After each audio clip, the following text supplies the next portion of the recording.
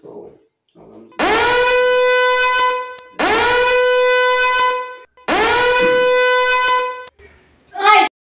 Oi, meus amores. Olá, quanto tempo? Quanto tempo que a gente não grava, né? Não posta também. Mas enfim, hoje, como vocês podem perceber, talvez pela voz, eu tô um pouquinho gripado. Por quê?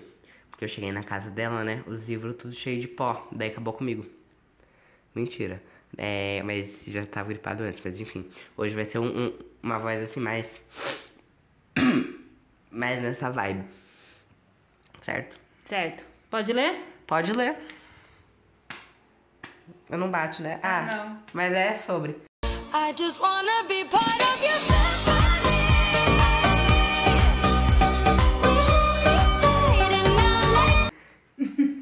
Então, hoje, queria convidar vocês pra deixar aí nos comentários o que vocês estão lendo, certo? Porque a gente vai comentar sobre os livrinhos que a gente tá lendo hoje. E eu queria que vocês entrassem aqui com a gente nessa jornada, entendeu? Deixassem a opinião de vocês aí embaixo, certo? A gente podia até fazer, tipo, uma hashtag pode ler. Vocês botam no stories, assim, conta sobre o livro que vocês estão lendo. Daí marca, a gente bota a hashtag pode ler. Eu acho que legal, ó. Boa, gostei. Mas o que você tá vendo? Bom, eu comecei essa semana um livro que eu já tenho há muito e muito tempo, mas não tinha lido ainda. Já vi muitas pessoas falarem e já sabia que seria maravilhoso, mas estava guardando ele para um momento especial e chegou a vez dele. Eu tô lendo O Diário de Anne Frank e estou apaixonada. Eu descobri que esse livro ele tem 3 versões, a A, a B e a C. A A é a que a Anne escreveu, né, diretão assim. A B é a parte em que ela escreve, depois ela volta para colocar algumas outras opiniões durante o percorrer dos anos, que ela fica presa no anexo. Presa não, né? Escondida no anexo. E tem a versão C, que já é uma versão mais mexida, né? Por outras pessoas. Essa versão que eu tô lendo é a versão B. Então, é uma versão totalmente escrita pela Anne. E eu tô apaixonada, gente. Já falei isso, mas eu vou falar de novo. Realmente é um livro maravilhoso. Felipe disse que não gostou muito, mas eu tô maravilhada com esse livro. Não é que eu não... Maravilhada, existe essa palavra? Maravilhada, existe. Ótimo. Mas assim, não é que eu não gostei. Esse vídeo, assim, a gente tá cortando menos. Não sei se vocês vão perceber, mas a gente vai estar dando uns errinhos. Mas é porque, assim... tipo, uma conversa mesmo com vocês.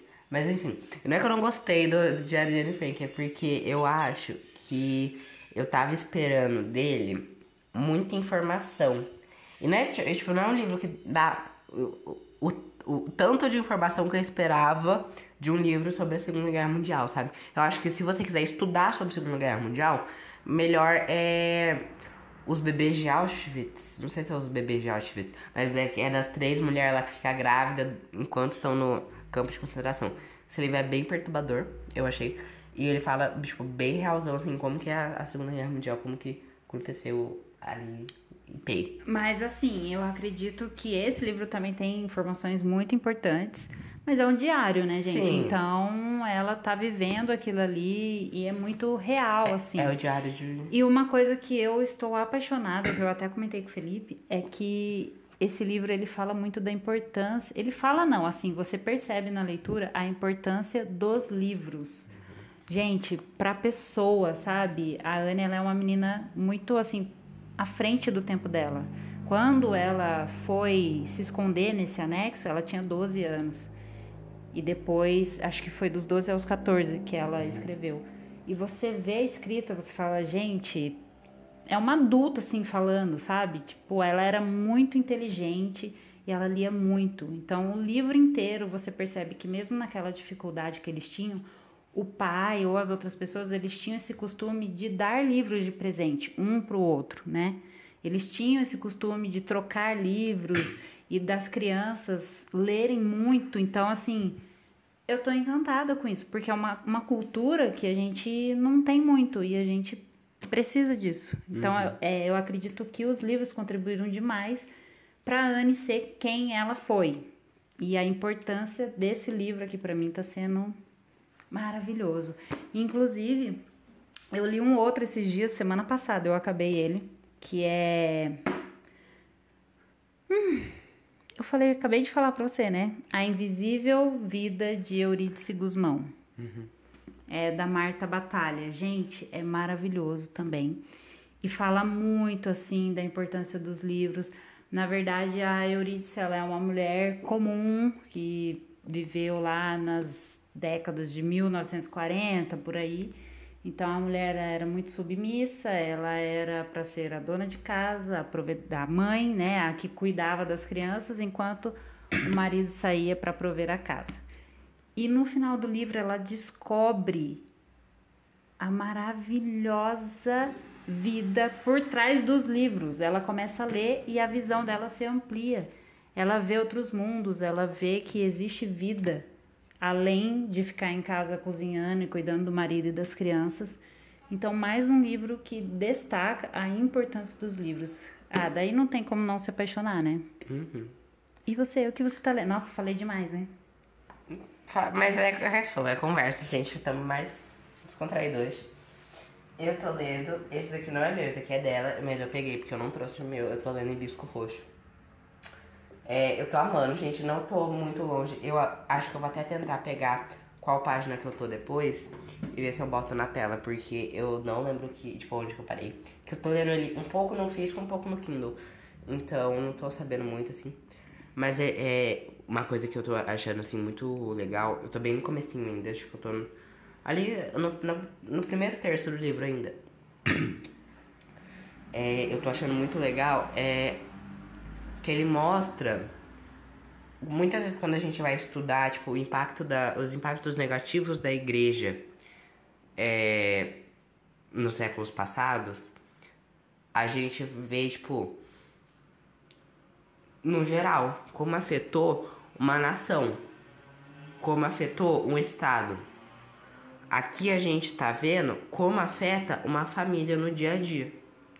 Então, ele é um livro que se passa na Nigéria, com uma família patriarcal, que tem uma menina, o irmão dela, o pai e a mãe, e os empregados. O pai dela, ele é muito rico, ele tem várias empresas, só que ele veio de uma família pobre, que era uma família de pessoas pagãs, que não acreditavam no Deus católico.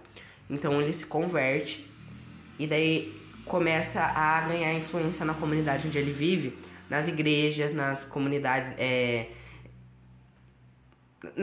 relacionadas à igreja, assim, nas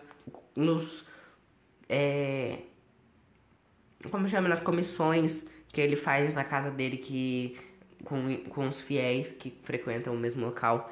Então, assim, ele vira um católico fervoroso. E no livro é muito interessante essa questão dele mostrar como que essa fervoridade, será que existe? Acho que não. Mas vocês entenderam. Mostrar como isso afeta a família dele no dia a dia. Então eu não cheguei nessa parte do livro ainda, mas aqui atrás fala, ó. Entrei na banheira, a menina falando. Entrei na banheira e fiquei parada, olhando pra ele. Não parecia que Papa, ela chama o pai dela de Papa, porque na Nigéria eles chamam assim, né?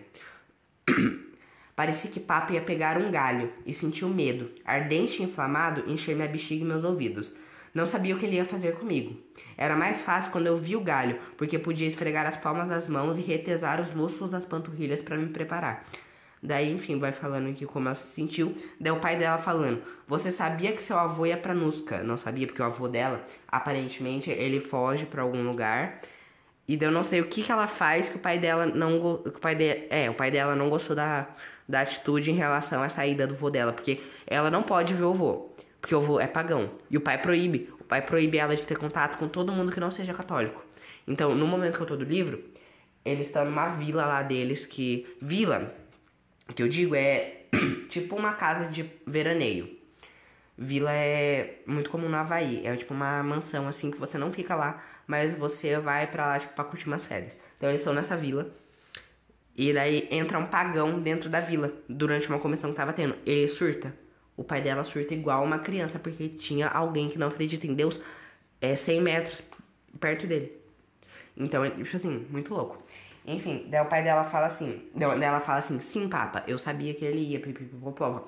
Daí, ele pergunta, você pegou o telefone e me contou isso, por acaso?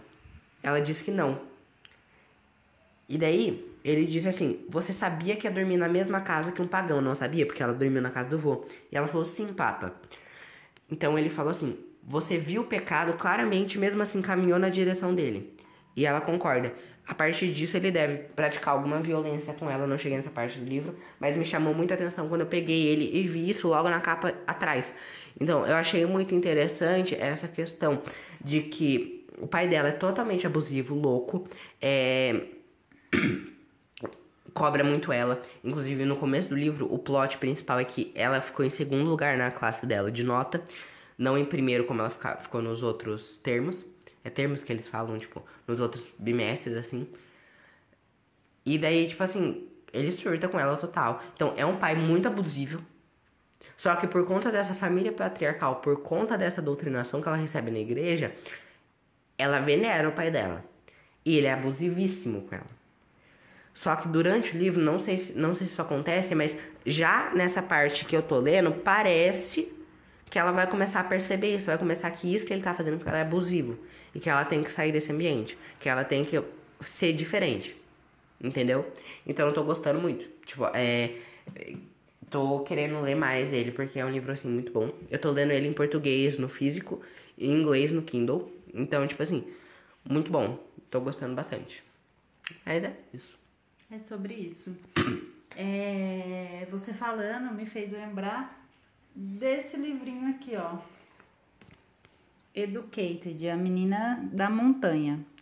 Ela fala sobre isso também. Os pais, né? Ela foi criada numa família mormon e o pai não deixa ela frequentar a escola e ela começa a ir pra escola no ensino médio, tipo, com 16, 17 anos praticamente, que ela realmente percebe isso, que ela precisa sair daquele ambiente para ela crescer, para ela evoluir, é o que ela faz. Então ela começa a frequentar a escola depois de adulta e ela conta toda a trajetória dela aqui, marcada por violência familiar e as ideias mesmo da religião, né?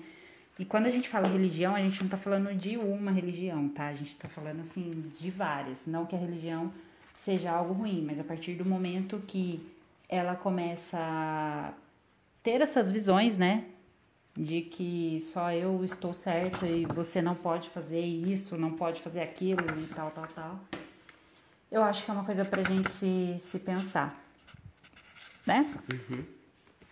Fica aí a dica da leitura. Aqui, gente, ó, eu parei mais ou menos, eu tô aqui na página 75 e eu lembro que eu li um pouquinho mais que isso, eu devo ter parado na página 85, 86. Então, a partir do que eu falei, tipo, o que eu falei dá pra você ver a partir desse tempo na leitura, entendeu? Mas é isso. Pode ler?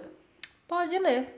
Então podem ler aí na casa de vocês que a gente vai ler aqui na nossa. Um beijo, meus amores, até o próximo episódio. Leiam Bisco Roxo, leiam o Diário de Anne Frank. Leituras magníficas para estudo, certo? Leiam e estudem, estudem, estudem, porque é importantíssimo. A importância dos livros. Abram a mente. E abram um livro.